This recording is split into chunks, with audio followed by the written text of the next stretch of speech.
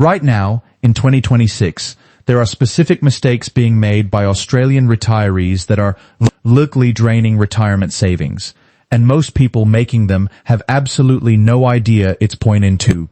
These aren't dramatic errors. Nobody is gambling their super on bad investments or making obviously reckless decisions. These are quiet, systematic mistakes that look perfectly reasonable on the surface until you understand what they're actually costing over a 10, 15, or 20-year retirement.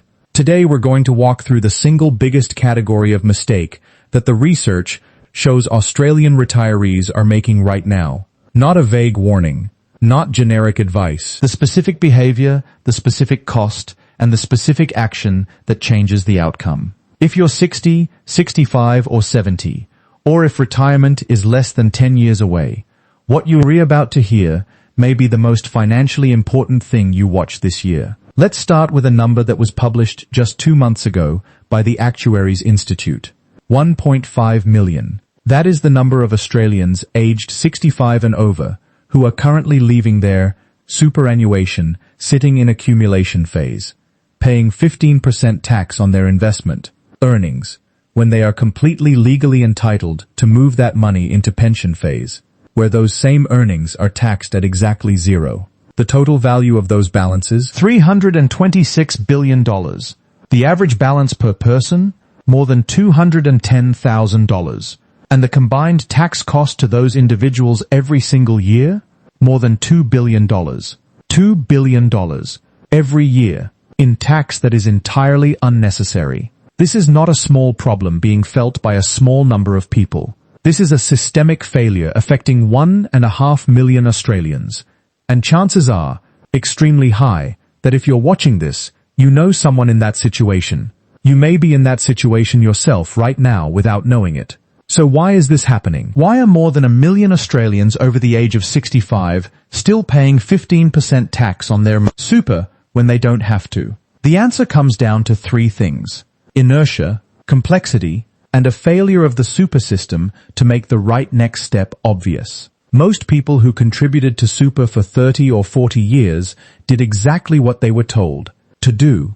They put money in, they let it grow, they watched the balance go up over time, and then, when they actually reached retirement age, nobody clearly told them that the accumulation phase, the phase that served them so well for decades, was no longer the right place for their money. The Australian super system was built brilliantly for the saving phase. It is, by almost every measure, one of the world's best accumulation systems.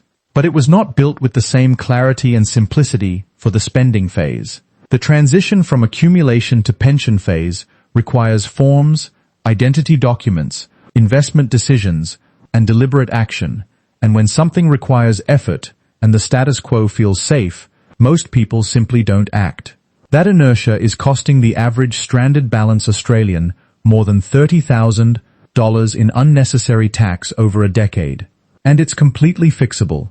But here is what most people don't fully understand about the difference between accumulation phase and pension phase.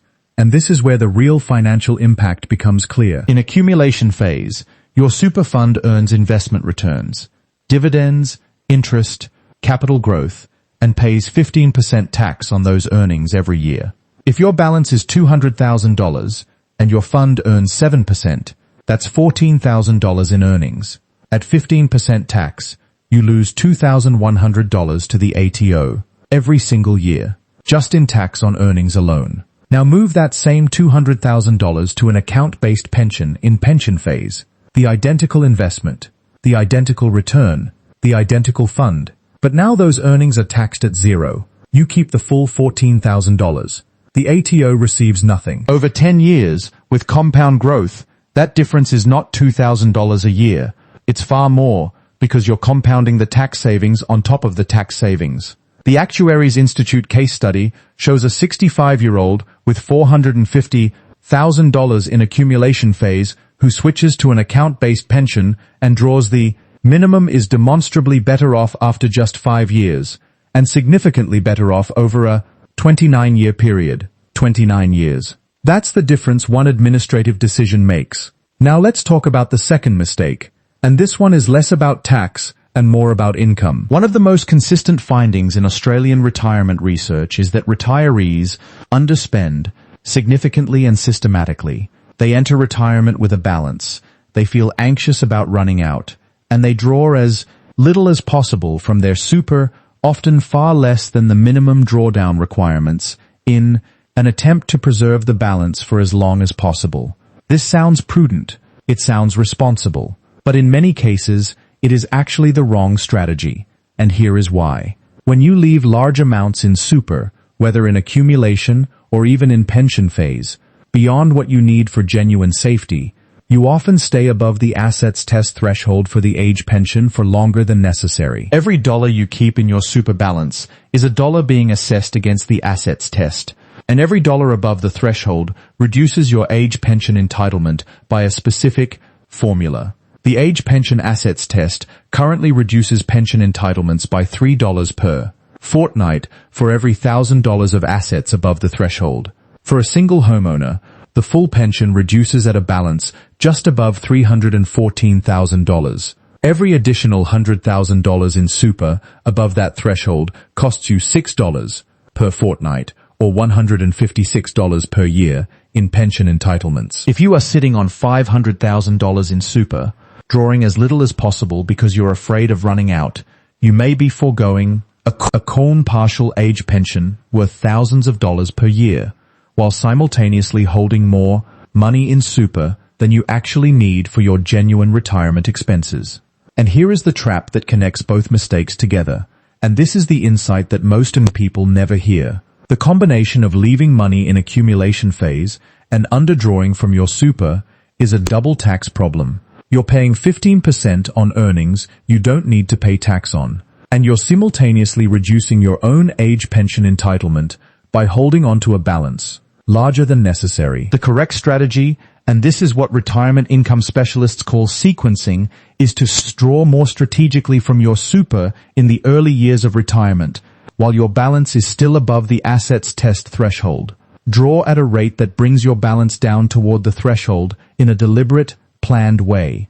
As the balance falls, your age pension entitlement increases. Your total income, super drawdown plus pension, stays relatively stable, or even increases. And throughout all of this, your super earnings in pension phase are being taxed at zero. It sounds counterintuitive to draw more from your super. Every instinct says preserve it. But the maths of the Australian system, the interaction between the accumulation phase, the pension phase, the assets test, and the age pension, means that a planned drawdown strategy almost always produces a better long-term outcome than simply leaving money to sit and grow, untouched. Now let's look at what this actually means in a real situation. Consider a man, we'll call him Trevor. He's 68 years old. He retired from work 3 years ago. He has $380,000 still sitting in his super fund, its accumulation phase. He receives a small part age pension of around $450 per fortnight. He draws the minimum required from his super each year, about $15,000, and lives primarily on that drawdown plus his pension. Trevor thinks he is being responsible. He thinks preserving his super balance protects his future. But here's what he doesn't know. First, his $380,000 in accumulation phase is paying 15% tax on every dollar of earnings. If his fund earns 7%, that's $26,600 in earnings per year, and just under $4,000 going to the ATO in tax every year, completely unnecessarily. If Trevor moves his balance to pension phase, one administrative process with his super fund, those $4,000 stay in his account every year, compounding forward. Second, Trevor's balance of $380,000 puts him above the assets test threshold for a single homeowner, which sits just above $314,000. That $66,000 excess is reducing his age pension entitlement by around $200 per fortnight, nearly $5,200 per year in pension he's not receiving. If Trevor had been drawing his super at a slightly higher rate over the past 3 years, not recklessly, just strategically, his balance may already be closer to the threshold, and his age pension may already be closer to the full rate. Trevor is not making obviously bad decisions. he is doing what feels safe.